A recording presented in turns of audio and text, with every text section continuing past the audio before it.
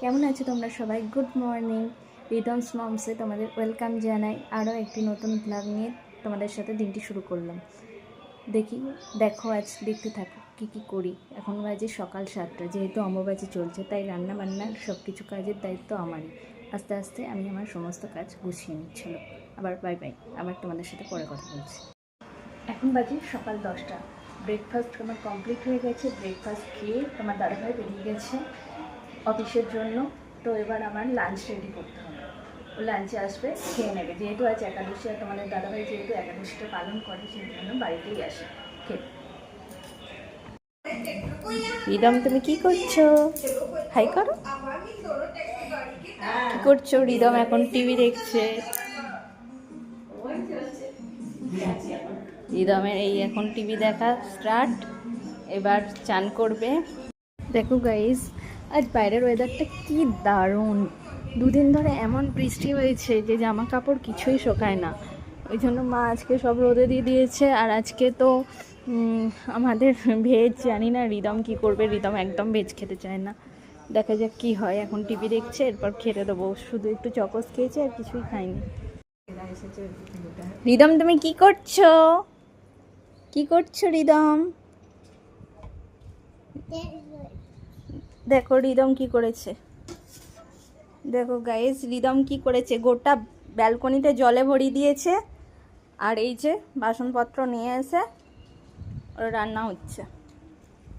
কাল রুটি বানিয়েছে আর আজ শাক রান্না করছে। বাইরের ওয়েদারটা দেখো, একদম মেঘলা, ঠান্ডা ঠান্ডা ওয়েদার। এখানে মা বসে আছে। মায়ের আজ অম্বুবাচী ছেড়ে গেছে, তাই চান টান হয়ে রেডি হয়ে গেছে।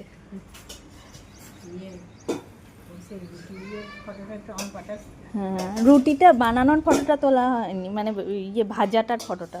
যেমন তখন তো ফটো ভিডিও করা হয়নি। দেখ, তো সবসময় সাইকেল নিয়ে বেরিয়ে গেছে। মা নেই, সাইকেল নিয়ে বেরিয়ে গেছে।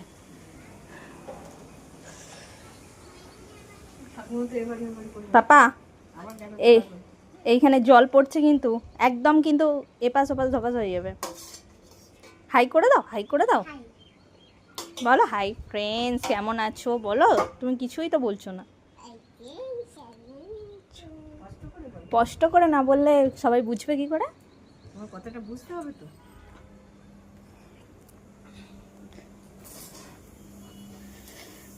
এদিকে রান্না চেপে গেছে, দেখ রান্না হচ্ছে।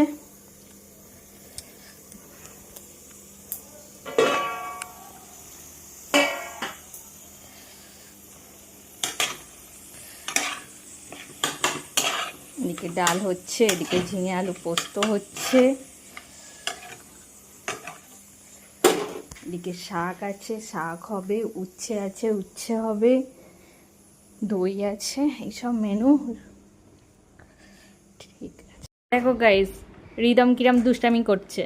বইয়ের ব্যাগটাকে নিয়ে না পড়াশোনা করে সাইকেলে চেপে ঘুরছে। খাওয়া হয়ে গেছে, আমাদের লাঞ্চ কমপ্লিট। এখন ওর এরকম দুষ্টুমি। এখন হজমলা চাইছে। হজমলাটা কি দেওয়ার ঠিক হবে? তোমরাই বলো। ও যদি এমন দুষ্টুমি করতেই থাকে, কি হজমলা দেওয়া ঠিক হবে? কি করছো, কি করছো? চলে আসো, চলে আসো। এখন ঘুমাবার টাইম, ঘুমাতে হবে। সবাই দেখছে কিন্তু, দুষ্টামিটা সবাই দেখছে।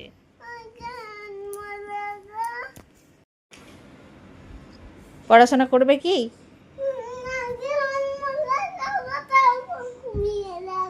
হজমলা দিলে ঘুমিয়ে যাবে, আর পড়াশোনাটা কখন হবে? বিছানাটা ঠিক করলাম। বিছানাটা কি হচ্ছে, কি হচ্ছে? আর হাতের চুড়িটা কোথায় গেল তোমার?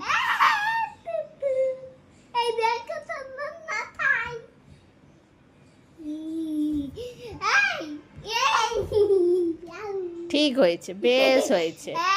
যেমন দুষ্টুমি থাকতে রাখ।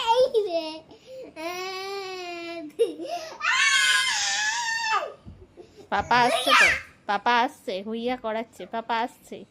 দেখেছো দেখেছো তোমরা সবাই, মিমি পিপিরা সবাই দেখছে যে কিরকম দুষ্টুমি করে রিদম, কিরম দুষ্টুমি করে।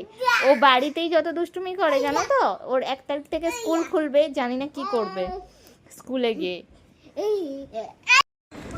দেখো তারপর বিকেলবেলায় আমরা রিদমকে নিয়ে একটু নিচেই চলে এসেছিলাম, কারণ রিদম বাড়ির থেকে একটু দূরে থাকে না, বাড়িতে ওখানে আমাদের বর্ধমানে অনেকেই আছে ওখানে কি করবো সঙ্গে বোঝার, কিন্তু এখানে তো আমরা ছাড়া কেউই নেই, তাই ও সবাইকে খুব মিস করে। বিকেলে একটু ঘুরতে নিয়ে যাই, ওর খুব ভালো লাগে, তাই আমিও ওকে একটু এনজয় দেওয়ার জন্য ওকে নিয়ে বেরিয়ে পড়ি। প্রথমে একটু নিচে এসেছিলাম, তারপর চলে এসেছিলাম কাছের একটা পার্কে। এখানে রিদম খুব আনন্দ সহকারে খেলা করছিল, ওর মুডটা একটু ফ্রেশ করা খুব দরকার, যেহেতু আমরা সবার থেকে দূরে থাকি। যেমন সব বেবিরা তাদের মামার বাড়ি যেতে পারে, তাদের রিলেটিভসদের বাড়ি যেতে পারে, যেহেতু ও যেতে পারে না সেগুলো, আর আমাদের তো বারবার সম্ভবও হয় না না, যেহেতু ওর বাবা ছুটি পায় না, তাই আমাদেরকে ওকে এন্টারটেন করতে হয়। সব কিছুই থাকে একটা বেবির লাইফে যেমন থাকা উচিত, সেই জন্য ওকে আমরা বেশি মেন্টাল প্রেশার দিতে চাই না, ওর সাথে টাইম স্পেন্ড করি। বাচ্চা তো দুষ্টামি করবেই, কিন্তু আমাদেরও সেটার সাথে সাথে আমাদেরকেও একটু সাথ দিতে হবে। সেই জন্য ও দেখো কি আনন্দ সহকারে সব কিছু খেলছে, মজা করছে। তারপর আস্তে আস্তে একটু যেন ঝড় উঠছিল, তাই আর বেশি দেরি না করে একটুখানি খেলার পরে আমরা ওকে নিয়ে বেরিয়ে চলে এলাম। এখান থেকে বেশি দূর নয় আমাদের বাড়িটা, তাই কাছে এলাম। এর সাথে একটা রেস্টুরেন্টও আছে, রেস্টুরেন্টেও মাঝে মাঝে আসি, কিন্তু বারবার তো বাইরের খাবার বেবিদের জন্য সেফ না না, সেই জন্য আমি চেষ্টা করি ওকে বাড়িতে কিছু ভালো ভালো রেসিপি বানিয়ে দেওয়ার। সে আমাদের হয়ে গেল। এবার একটু হবু দোল খাচ্ছিল, আর আমিও তার সাথে একটু দোল খেলাম। বললাম মাম্মাম তুমিও একটু বসো না, তাই দোল খাইয়ে ওকে নিয়ে ব্যাক করলাম বাড়ি। তারপর পার্ক থেকে ঘুরে বাড়ি এসে ওকে একটু পড়তে বসিয়ে নিয়েছিলাম। পড়াশোনা হয়ে যাওয়ার পর ওকে বলেছিলাম একটু নিচে নিয়ে যাবো, তাই ও খুব তাড়াতাড়ি পড়াটা শেষ করার চেষ্টা করছিল। একটু বাড়িতেও কাজ দিয়েছিলাম খাতার, যেহেতু এখনও স্কুল বন্ধ, স্কুল খুললে ওকে নিয়ে স্কুলে যাব, তখন স্কুলের সব ভিডিও শেয়ার করব। দেখো তারপর নিচে নিয়ে চলে এসেছিলাম, নিচে নিয়ে এসে আবার একটা বেবির সাথে খেলা করছিল, দুজন মিলে কি সুন্দর খেলা টেলা করার পর আমি বলেছিলাম এবার ডিনার করতে হবে, ওর বাবা চলে এলে ডিনার করে শেষ হয়ে গেল দিনটা আজকে এইভাবে।